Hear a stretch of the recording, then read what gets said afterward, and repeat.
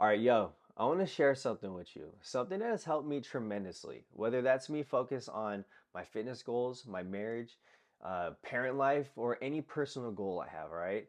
And it's this mindset shift, this change in perspective. All right, I've been able to deal with my anxiety a lot better. I've been able to make better decisions. And you know when life hits you and it hits you really, really hard, I've been able to approach those situations 10 times better and make decisions that I feel really, really good about. So let's go through it. All right, yo. So this mindset shift that I'm about to talk about it's something that I had to really work on. All right, it was really, really hard, but my mentor told me that I needed to really work on this, and I've been able to actually not only apply it in my life, but I've been able to share this knowledge and share this with my clients. All right, and they thought it was super helpful. So I was like, you know what? I think it'd be helpful for you too. All right, and it's this mindset shift of taking 100% accountability over your situation, your goals, and your actions. All right, and that's really hard for some people. So taking 100% accountability over things, it's a really hard thing to do. The reason why it's hard is because it's a lot easier to blame things. It's a lot easier to blame a situation or a person. So, for example, I used to own this gym where I had about 12 to 13 trainers in there. And, as a gym owner, you want things done a certain way. And sometimes those things aren't being met. So you get angry and you start to blame things or you blame a person. But in reality, it was actually all my fault. The reason why it was all my fault was because I wasn't clear on things. So that was my fault. So a big one for me actually that I used to complain or get really angry about and I had to really work through was my parents. And I used to get frustrated or I used to blame them for not instilling confidence in me or exposing me to new things or things that I wanted to do as a kid. So I used to get really angry about that. But at the end of the day, I believe my parents did the best they could with the knowledge that they had. And they worked really hard, right? They came from the Philippines, they moved over here to America. And again, they just did the best they could.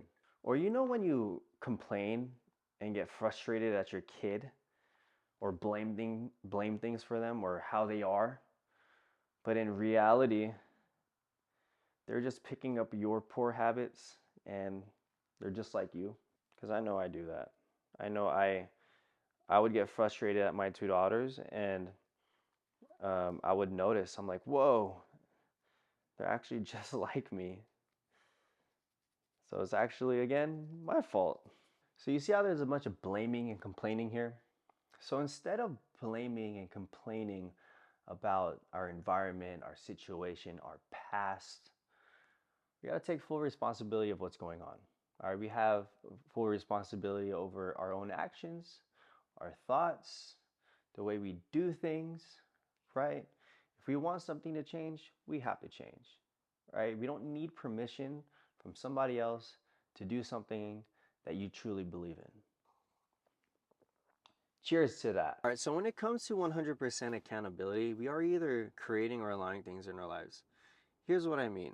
All right, I want you to think about this. Think about all the good things you have, whether that be a relationship or you achieved a specific goal or you did something at work that you're really proud of.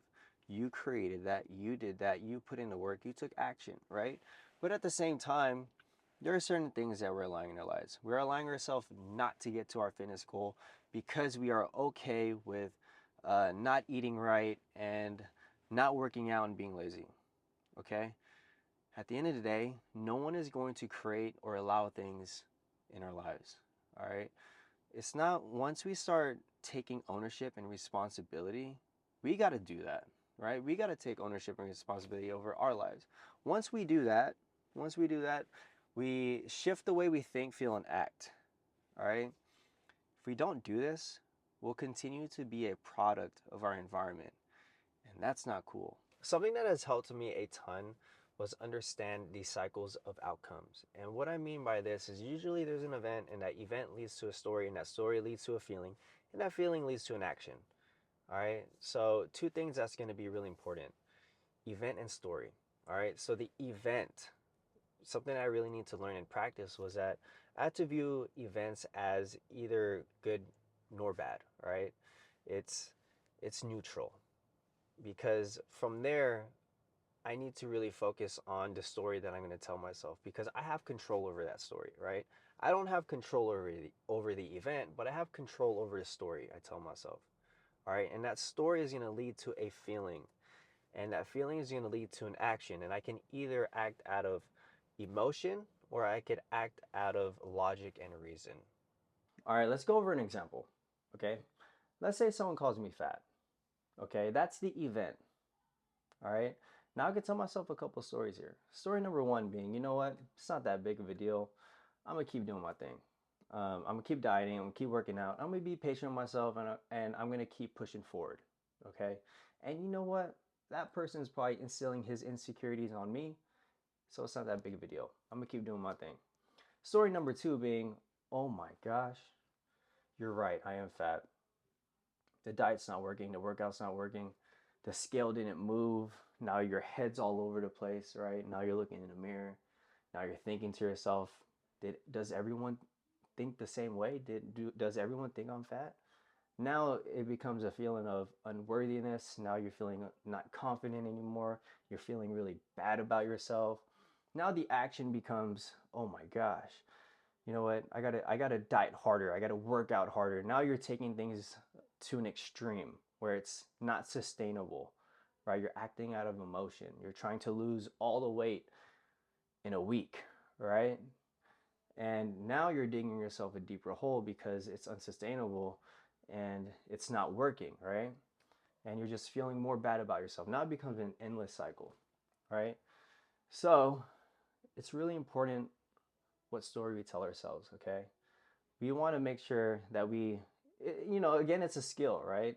It's a skill to tell yourself a story, a positive one, because I know it's really hard. It's really hard to tell yourself a positive story when when life is really hard, right? So if you can just adopt this positive mindset and think of events as more neutral, right?